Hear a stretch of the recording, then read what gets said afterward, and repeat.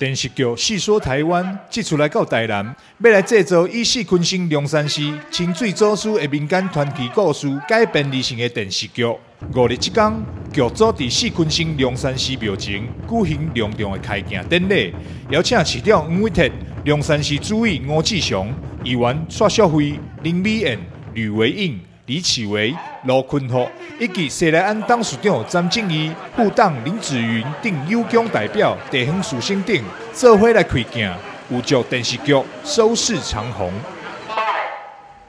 祝我们龙山寺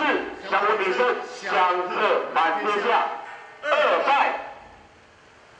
祝我们这一次参与细说台湾，在我们台南龙山寺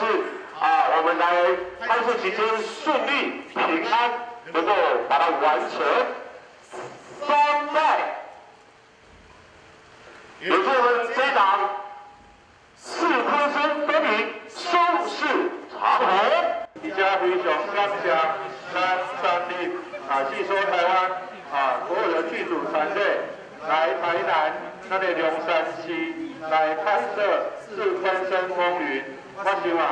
这段时间大家一定非常无简单，尤其是防疫期间，大家要做得这么好。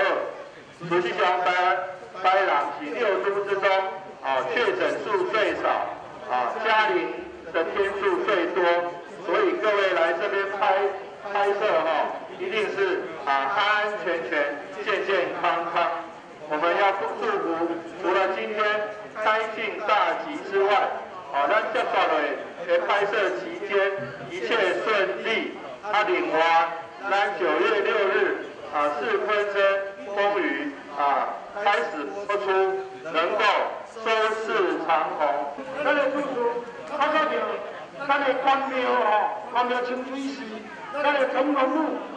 还嘛是里长啦嘛里长。还有在个边咱的万象娱乐我而家我祝文兄，这个足多有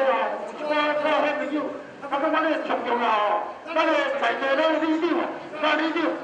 伊个有咧做一工，有咧做演员